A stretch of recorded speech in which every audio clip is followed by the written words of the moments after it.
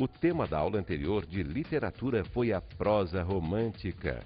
Aprendemos como foram classificados os romances. Os romances, no romantismo brasileiro, estão divididos em romance urbano, romance indianista, romance regionalista. A professora Rose nos explicou as principais características da prosa romântica e seus representantes. A prosa romântica caracteriza-se, sobretudo, por apresentar a idealização do herói, a mulher de forma idealizada, caracteriza-se pelo descritivismo, pela linguagem metafórica. Os principais representantes da prosa romântica brasileira são Joaquim Manuel de Macedo, Franklin Távora, Visconde de Toné e, sobretudo, o nosso José de Alencar. Conhecemos José de Alencar e suas principais obras. José de Alencar escreveu Iracema, escreveu Senhora, escreveu A Pata da Gazela, escreveu A Guerra dos Mascates, entre outras grandes obras. Vamos à aula de hoje.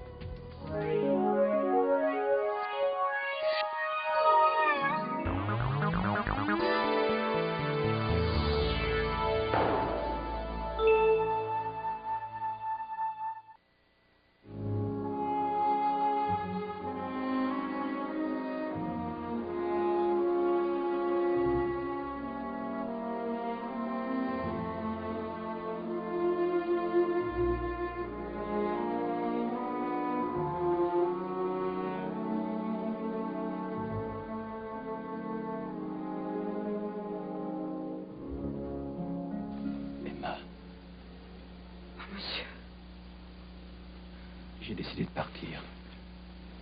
Loin de vous. Très loin. Si loin que vous n'entendrez plus parler de moi. Et cependant, aujourd'hui, une force irrésistible m'a poussé vers vous. On ne résiste pas au sourire des anges. On se laisse entraîner par ce qui est beau, charmant, adorable. Je ne suis qu'un pauvre misérable. Oh, vous êtes bon. Non, je vous aime, voilà tout. Vous n'en doutez pas. Dites-le-moi. Un mot, un seul mot.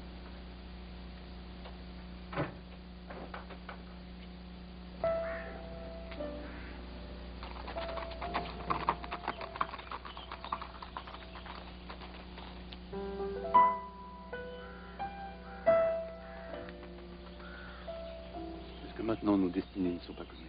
Mais non, vous le savez bien, c'est impossible.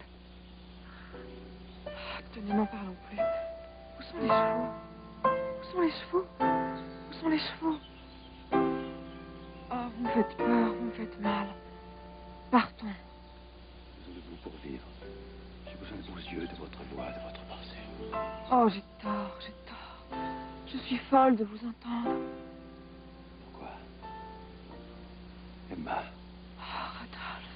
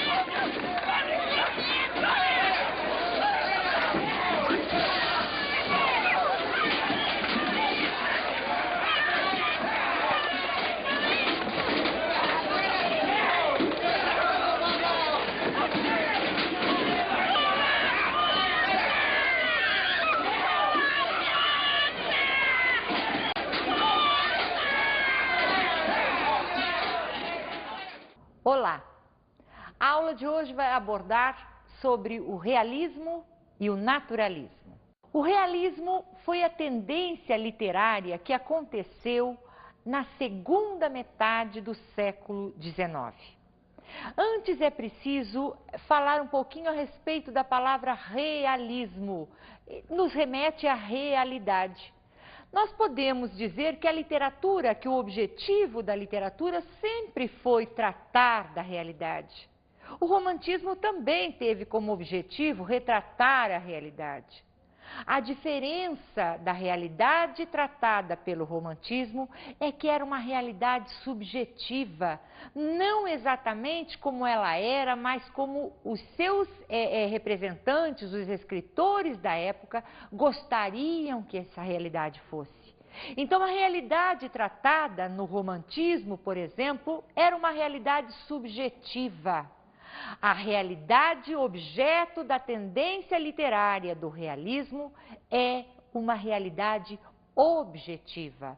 Não fugir, não fantasiar daquilo que realmente acontece.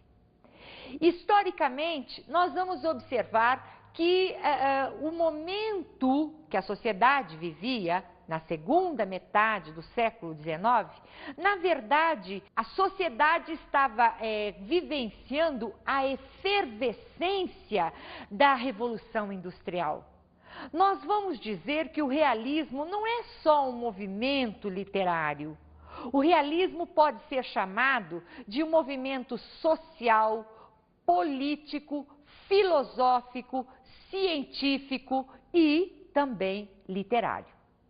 Nós podemos dizer que, não sei se vocês devem se lembrar, que no romantismo 3 palavras de ordem nortearam o pensamento da sociedade da época, que foram as palavras liberdade, igualdade e fraternidade. Estas palavras, agora no realismo, mudaram, foram substituídas por outras 3 palavras. As palavras de ordem agora são ciência, progresso e razão. Historicamente, nós vamos observar que é um período em que acontecem que aparecem nos cenários da época, no cenário intelectual, diferentes tendências filosóficas. Era como um modismo, várias teorias filosóficas doutrinaram o pensamento da época. Que teorias são essas? Nós poderíamos lembrar, por exemplo, do positivismo. O positivismo é a corrente filosófica que acredita que o homem é capaz de amar e ser solidário socialmente. Acredita que o conhecimento é fruto da ciência, da observação da ciência. Além do positivismo, nós vamos ter também o darwinismo. O darwinismo é aquela corrente que acredita na seleção natural da espécie. Ou seja, os mais fortes procriam e perpetuam a espécie, eliminando os mais fracos. Além do positivismo e do darwinismo, nós tivemos uma outra teoria que influenciou fortemente o pensamento intelectual da sociedade da segunda metade do século XIX, que é o determinismo. O que vem a ser o determinismo? O determinismo é a teoria filosófica que acredita que o homem é o produto do meio, da raça e do momento. Essas teorias acabaram criando e influenciando os escritores da época. Vejam vocês que o realismo, essa tendência literária, assim como as escolas que o antecederam, o realismo também tem características que identificam as obras escritas naquele momento. Uma das grandes características do realismo é o objetivismo. O objetivismo é a característica que faz o confronto com o subjetivismo, que é a característica lá do romantismo. O objetivismo, então, seria o antônimo do subjetivismo. Ou seja, o escritor vai retratar a realidade como ela é objetivamente, sem interferência pessoal. Nós vamos observar que a narrativa do texto realista é uma narrativa lenta. Por quê? Porque o escritor realista, ele dá uma importância muito grande à descrição de ambientes, de pessoas, de cenários. E aí as ações acontecem muito lentamente. Junto com a narrativa lenta, nós vamos observar o descritivismo, que é justamente um dos ingredientes para que essa narrativa fique mais lenta, ou seja, para que as ações retardem um pouquinho mais para acontecer. Por quê? Porque o escritor está mais preocupado em retratar objetivamente, com detalhes, esta realidade que o cerca. Além dessas características, nós vamos observar aqui o surgimento do psicologismo. Vocês devem se lembrar que nós comentamos que as personagens do romance romântico eram personagens planas. Por quê? Porque não havia um aprofundamento psicológico. O escritor não se preocupava em esmiuçar as necessidades interiores da personagem, os conflitos existenciais das personagens.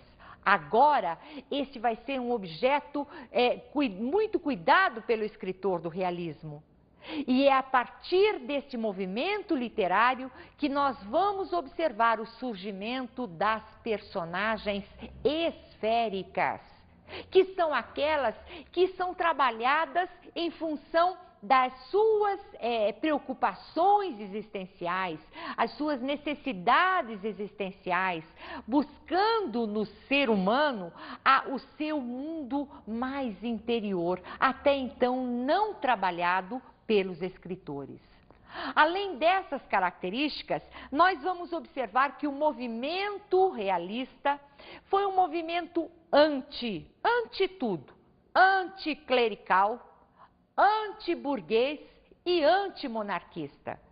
É desse período que surgem, ou que passam a surgir, obras que fazem certos ataques à igreja como instituição. Então, por isso que nós dizemos que o movimento realista não é só um movimento literário. É também um movimento social, filosófico, político, porque ele era antimonarquista. Também um movimento político, ou seja, os escritores aproveitavam as suas obras para colocar as suas ideias políticas transitando no meio delas. E antiburguês. Justamente por isso também o caráter de um movimento social além de literário. O realismo foi um movimento literário que contou com alguns representantes muito expressivos, mas nenhum deles se iguala ao nosso Machado de Assis. Machado de Assis é o expoente máximo do realismo no Brasil. Nós vamos falar um pouquinho a respeito da vida pessoal de Machado de Assis. Como pessoa, nós conhecemos pela história, ou sabemos pela história, que ele foi gago, epilético, mulato e pobre. Ou seja, com todos os ingredientes para não ser socialmente reconhecido, sobretudo no século XIX. E apesar de todas essas barreiras, de todos esses empecilhos, Machado de Assis viria a ser o nosso maior representante, até hoje reconhecido como um dos maiores representantes não só do realismo, mas de toda a literatura. Ele foi o criador da Academia Brasileira de Letras, hoje também conhecida como Casa de Machado de Assis. Machado de Assis é o símbolo máximo do romance psicológico. Mas como todo escritor, ele não começou logo fazendo uma obra-prima. Ele teve lá o seu caminho, que nós consideramos assim como ensaios, não é? Para ele chegar a ser essa maior expressividade da nossa literatura. Então, Machado de Assis começou como escritor, não propriamente como um escritor realista. É possível identificar dentro da obra de Machado de Assis duas fases. A fase romântica. O que quer dizer isso? Que ele começou escrevendo obras com características da escola romântica. Machado de Assis só veio a se tornar o maior representante do realismo quando ele lançou uma obra chamada Memórias Póstumas de Brás Cubas. Então, da fase romântica, nós vamos identificar obras como Helena, por exemplo, A Mão e a Luva e outras, que são reconhecidas, mas não podemos dizer que sejam as obras-primas do escritor. A partir do momento que Machado de Assis lança Memórias Póstumas de Brás Cubas, aí nós podemos até dividir a literatura brasileira em duas fases, antes e depois da publicação desta obra. Mas o que tem Memórias Póstumas de Brás Cubas de tão interessante que marcou tanto uma época? Machado, através desta obra, subverte a estrutura da narrativa. Ele contou uma história como nunca ninguém antes havia conseguido fazer. Com Memórias Póstumas de Brás Cubas, Machado começa a contar a história pelo final, ou seja, quem conta a história é um defunto. Como Machado foi um mestre do psicologismo, ele foi um mestre na busca da essência do ser humano, foi um grande investigador da alma humana. Com Memórias Póstumas de Brás Cubas, ele coloca um defunto para contar o que foi a sua vida. Por quê? Porque aí o defunto já não tinha mais compromisso com o mundo dos vivos. Então ele podia descortinar sem se preocupar com o que os outros poderiam pensar dele. Isso é para que nós possamos entender que Machado deixa transparecer na sua obra que nós, como seres humanos, sempre temos um lado não revelado dentro de nós, dentro de cada um de nós. E quando ele coloca o Brás Cubas, já morto, narrando a sua própria existência, começando pelo final, aí ele podia ser ele mesmo, sem se preocupar com que a sociedade pudesse vir pensar sobre ou fazer juízo da sua pessoa. Assim, Machado tem três grandes obras desta fase realista, que são Memórias Póstumas de Brás Cubas, que inaugura o realismo no Brasil, a obra Dom Casmurro e a obra Quincas Borba. Quais são as principais características das obras de Machado de Assis, agora da fase realista, porque a fase romântica pouco interessa nesse contexto? Machado de Assis é o gênio da análise psicológica. Quando se fala em Machado de Assis, lembrem-se da análise psicológica, ou seja, ele investiga a alma humana. Outra questão muito comum que o Machado costuma usar nos seus textos são as digressões. Machado está escrevendo e ele faz interrupções para conversar, para dialogar com o leitor. Um exemplo, ele está relatando uma determinada passagem e quer passar para outro capítulo e tal, ele alerta o leitor: leitor, tenha calma que você ainda não se surpreendeu o suficiente. Tipo de comunicação, feito esse exemplo que eu dei agora, para dialogar, para deixar o leitor com a curiosidade atiçada. Além disso, nós vamos observar que é próprio do Machado o discurso metalinguístico. O que quer dizer isso? Ele utiliza o romance para falar do processo da narrativa. Ou seja, ele vai escrevendo, contando a história e, ao mesmo tempo, falando sobre os processos pelos quais ele passou ou está passando para falar a respeito da história. O discurso metalinguístico é o processo em que o escritor utiliza o seu referencial, no caso do Machado, o romance, o conto, para falar da própria estrutura desse romance ou deste conto. É claro que nós ainda vamos observar que a linguagem de Machado é que mais nos encanta. A clareza, a objetividade, a correção da linguagem, o humor fino. Entendam o humor fino como o contrário de humor escrachado. Esse humor que a gente costuma observar nos programas de televisão, por exemplo. O humor de Machado de Assis faz, no máximo, com que o leitor esboce um sorriso para até observar a inteligência com que ele trata de determinados assuntos. Além disso, nós vamos falar ainda de uma última característica, que é o pessimismo. Machado demonstra, através da sua obra, que não acredita na natureza humana. Machado mostra, com toda a clareza, o ser humano com todas as suas fraquezas, com todas as suas debilidades. Em outras palavras, para Machado, o homem é capaz de qualquer atitude. Agora, nós vamos para um breve intervalo e voltamos já já.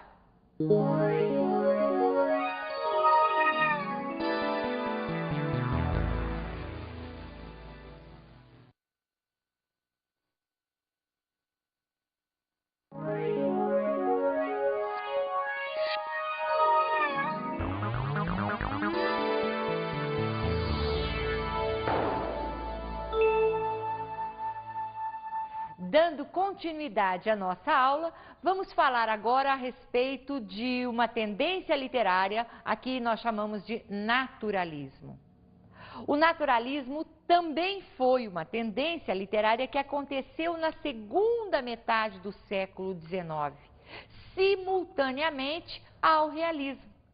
Vocês podem observar que as tendências literárias até agora aconteciam sempre em oposição ao movimento anterior.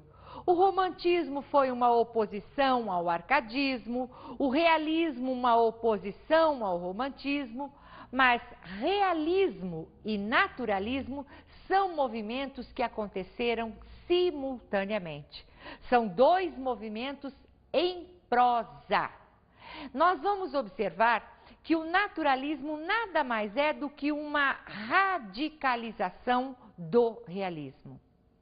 Nós também podemos dizer para vocês que este movimento literário sofreu fortes influências de uma daquelas tendências filosóficas que nortearam o pensamento da época, que foi o determinismo de Taine. O determinismo é aquela doutrina que acredita que o homem é produto do meio, da raça e do momento em que ele vive. O naturalismo teve preferência por temas patológicos, tratou de temas até então nunca observados na literatura. Que temas o naturalismo tendia a discursar? Por exemplo, o homossexualismo, a prostituição, as taras sociais. Então, todos os temas patológicos, como vocês podem observar, fortes até para a época, foram tratados nesse momento ou nessa tendência literária.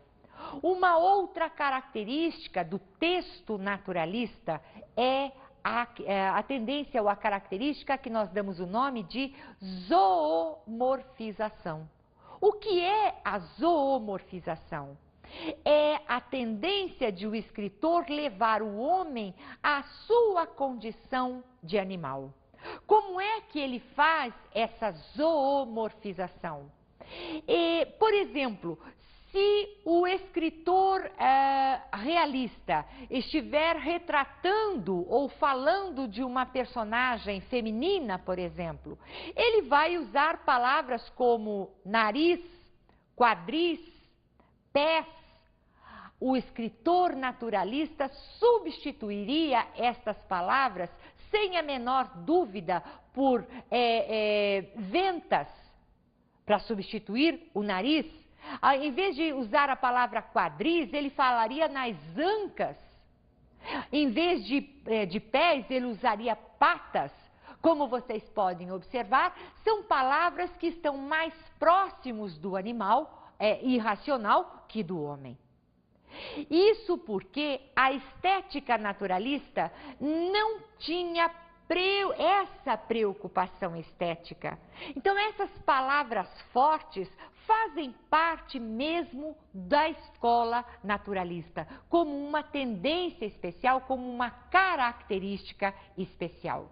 Nós vamos observar que uma das outras fortes características do naturalismo foi a impessoalidade e o engajamento.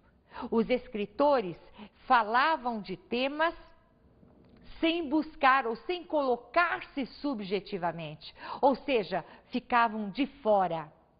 E a questão do engajamento sobretudo porque eles abordaram temas de natureza social. Quem melhor representou o naturalismo no Brasil? Nós temos a presença, por exemplo, dos escritores Raul Pompeia com a obra O Ateneu. Nós vamos ter também o escritor Adolfo Caminha com a obra A Normalista ou ainda O Bom Crioulo. Mas o mais expressivo, o mais conhecido dentro desta tendência foi o escritor Aloísio Azevedo. Foi ele que inaugurou o realismo no Brasil com a publicação da obra O Mulato. Sobre Aloísio Azevedo, é curioso observar que ele tinha uma criação, um processo de criação bastante diferente dos demais escritores até então conhecidos. Conta-se que ele, antes de escrever sobre as personagens, como ele tinha uma habilidade muito grande com o desenho, com a caricatura, conta-se que ele primeiro desenhava as suas personagens para depois falar a respeito delas. Então, nós vamos observar que o nosso Aloísio Azevedo, embora ele tenha inaugurado o realismo no Brasil com a publicação de O Mulato, a sua obra mais conhecida é O Cortiço. O Cortiço é uma obra de grande relevância porque fala sobre agrupamentos humanos. O Cortiço trata daquilo que o título da obra fala, sobre a vida num cortiço. O que é mais curioso, o que é mais relevante falar a respeito deste livro, é que se nós formos buscar, por exemplo, a personagem principal desta obra, nós vamos ver que é todo o conjunto que forma esse agrupamento humano que faz dele a personagem principal. Então, o nosso Aloísio Azevedo é um grande escritor que abordou, sobretudo, estes agrupamentos humanos e as relações que se estabelecem dentro desses agrupamentos humanos. É importante lembrar também que quando o Aloísio Azevedo lançou O Mulato, que inaugurou o naturalismo no Brasil, isso foi feito em São Luís do Maranhão. Foi um escândalo na época, porque ele coloca como personagem principal um padre. Digo, não tanto a personagem principal, mas uma das personagens principais, um dos centros da história, um padre. Vocês devem lembrar-se que no início dessa aula nós dissemos que o movimento realista, naturalista, foi um movimento anticlerical, entre outros aspectos. Esta foi uma história em que se aborda a igreja através da figura do Padre Diogo, ou seja, o Padre Diogo representou uma espécie de vilão dentro da história. E foi um escândalo na sociedade maranhense da época, porque a sociedade se viu retratada, de certa maneira, dentro daquelas questões abordadas pelo escritor Aloysio Azevedo. Nós vamos observar que uma das outras características do escritor de quem nós estamos falando é sempre a preocupação em abordar as classes marginalizadas. Aliás, um dos gostos dos escritores naturalistas, não é? De criticar os costumes sociais da época. Nós vamos ver ainda que Aloysio Azevedo, ele gosta de falar ou de valorizar os instintos animalescos do homem. Existe também na obra naturalista, sobretudo na de Aloysio Azevedo, uma supervalorização do sexo. Existe também a abordagem em que se pode observar o acanalhamento das relações humanas. O que isso quer dizer? O amor, por exemplo, quando abordado, será sempre manchado por relações mais mesquinhas, como a traição, por exemplo, e o que torna essas relações acanalhadas. Nós, então, podemos dizer que o nosso representante máximo do naturalismo no Brasil escreveu, entre suas obras principais, O Mulato, que foi a obra inaugural, Casa de Pensão, que foi uma obra escrita baseada em fatos verídicos, e O Cortiço, que é a sua obra mais conhecida. De Aloysio Azevedo, é bom lembrar também que foi um dos poucos escritores da época que viveu em função da literatura. Ou seja, ele viveu com os soldos da literatura, ele escrevia para viver. Isso acontecia muito raramente na época. Aliás, até hoje isso acontece, né? São raros os escritores que conseguem viver do produto da sua obra. E por esta razão, o Aloysio fez o que nós chamamos de concessões literárias. Então, assim, se pode também afirmar que nem tudo que Aloysio Azevedo escreveu merece o crédito da crítica. Não pode ser visto como obra literária séria, porque essas obras foram escritas com o único objetivo de angariar dinheiro para a sua sobrevivência. Agora nós vamos para as nossas dicas de estudo.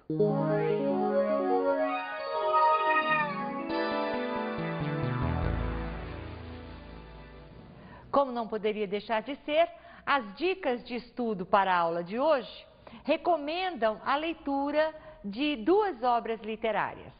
A primeira delas é Memórias Póstumas de Brás Cubas, de Machado de Assis, não é? Aquele romance que revolucionou a técnica da narrativa, não é? Que ele coloca o narrador defunto, o defunto contando a sua própria história. E a história, o romance também muito conhecido de Machado de Assis, Dom Casmurro, que trata de um tema muito explorado pelo escritor, que é a suposta traição, ou seja, a traição mais mal resolvida da história da literatura brasileira. Então, é um romance extremamente curioso, porque ele não esclarece o final da história, deixa para que o leitor decida se a Capitu, que é a personagem protagonista feminina da história, traiu ou não o seu marido. É uma história extremamente interessante e que não podemos deixar de recomendar para que vocês possam conhecer melhor os caminhos pelos quais percorreram a história da nossa literatura. A segunda dica da aula de hoje é que vocês, após ouvir a música de Alceu Valença, vocês identifiquem na letra características da Escola Naturalista. Por hoje é só. Até a próxima aula. Um abraço a todos vocês. Mais uma moça bonita de olhar carteado deixou em pedaços meu coração. Uma onça pintada, seu tiro certeiro deixou os meus nervos de aço no chão. Foi mistério e segredo e muito mais. Foi divino brinquedo e muito mais. Se amar como dois animais. Foi mistério e segredo e muito mais. Foi divino brinquedo e muito mais. Se amar como dois animais. Meu olhar vagabundo de cachorro vadio olhava pintada e ela estava no cio. E é um cão vagabundo e uma onça pintada se amando na praça como os animais.